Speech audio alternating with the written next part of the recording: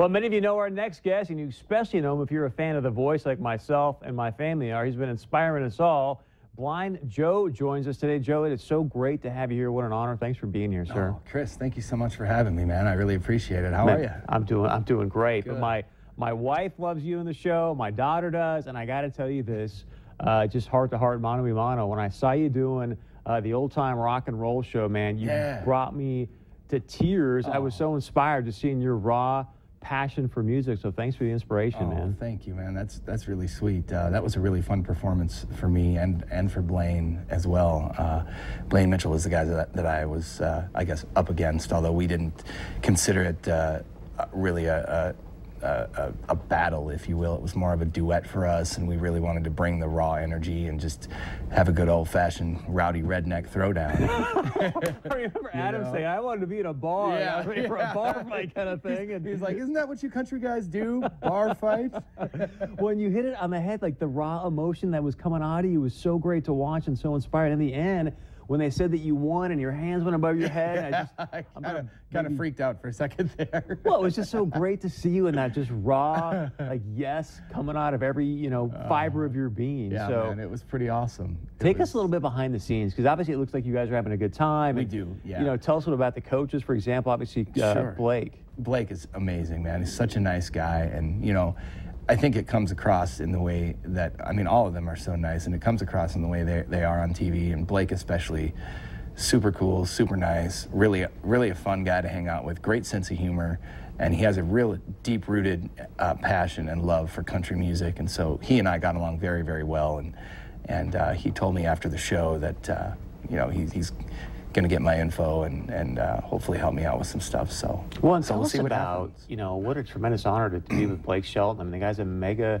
country star. So for you personally, you've obviously had some great mentors in music, but what did you get from Blake that was like, wow, this is really valuable for me in my career? Just, I think it was, I don't know if it was really something that he taught me so much as him reinforcing that I'm doing what I'm supposed to be doing. He would tell me things like, man, you're born to do this. I love what you're doing. Keep up the great work, and just go out there and do your thing.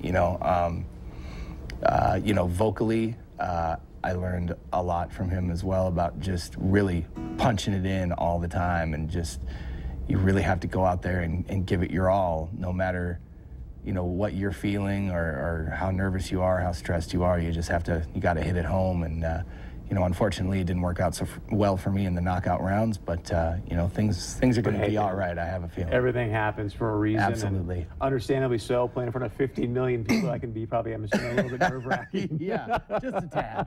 Just a tad. So before we get to you getting a chance to play, because I love, you've got some stuff you've written yourself, he's going to play for us tonight. I want to let everybody know, he obviously is heading out on tour very soon. You're going to have a show just online, correct? Stickit.com or whatnot. It's coming up pretty soon. I did. We've got it here for people to see on the screen. You're going to be the Uncle Pico's tour. Oh, right? Yeah. Are we doing an online show with that too? Yeah. Oh. See, we're helping you out here, man. All right, Eli, my agent. I need more notification. So you can check him out online for the tour.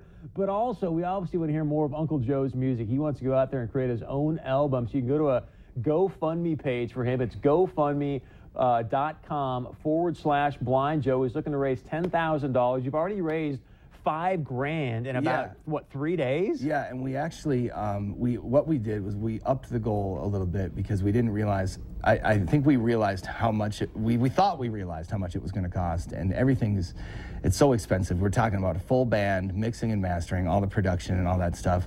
So the goal is 15, and then we're going to take that and put 15,000 of our own money to it. Wow. And we're going to call the record By the Fans, For the Fans, By the Fans, or By the Fans, For the Fans, or whatever the case, whatever we decide on. But it's going to be completely professionally done. We've hired Rick Beato, who was kind enough to work with us. He's done work with Tim McGraw, Shinedown, just went platinum with Parmalee. And so it's going to be a really awesome experience. And it's not going to be one of these records that's shoved out by the machine, done in a week. We're really going to take our time with it, spend a couple days on every song, and make it a real honky-tonkin' rockin' country record. Well, we got to hear you sing. You're such an inspiration. I love this song. What's the name of it again? This is called Pity Don't Get You Paid. Oh, it's so great. All right, now you ready? Yes. Here we go. When I was just 14, my daddy sat me down, said, listen up, boy, 'cause I ain't messing around. There's things in life you have to understand. He said, since you can't see, you gotta work twice as hard. But whatever you do, don't pull that can't see card. 'Cause working's how you make yourself a man. And always remember that pity don't get you paid, and whining won't make you a winner. Being a jerk won't get you made. In this world you gotta work for your dinner. He said, son, you give them all you got. No giving up, boy, don't you ever be a quitter. When you're blind you gotta be self-made. 'Cause pity don't get you paid. He said, if you want to lead the life that I know you want to live, feeding your family and earning respect, well, you're never going to do it from a one-room apartment, cashing in a monthly government check. You got to be tough on your toes, a little better than the rest. That's the only way you're ever going to be a success. Son, you're going to have to work harder than you ever would have guessed. Don't forget, y'all, that pity don't get you paid, and whining won't make you a winner. Being a jerk won't get you made. In this world you've got to work for your dinner. He said, son, you give them all you've got. No giving up, boy, don't you ever be a quitter. When you're blind you got to be self-made. 'Cause pity don't get you paid. He told me, boy, when you're blind, you've got to be self-made. 'Cause pity don't get you paid. Woo! Pity don't get you paid. Man, I love that. Thank you for being such an inspiration, man. Oh, man, thank you for having me. And let me just say, too, man, real quick, thank you to Fargo, Moorhead, the surrounding areas. Everybody has been so kind to us, and we've had this overwhelming, just outpouring of unconditional love and support, and we can't thank you enough on behalf of my wife, Leanne, and I.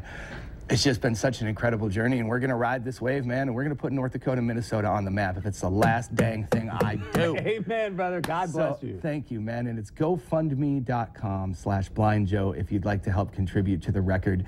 And if you make a donation of $15 or more, we're going to hook you up with a code for a free digital download as soon as the album drops. Congratulations, man. Thank we you, appreciate Chris. your time very, Thank very you for much. having God us, bless. man. Good luck. God bless All you, right, too. stay with us. We'll be wrapping up and much more coming up on this edition of 630 Point of View.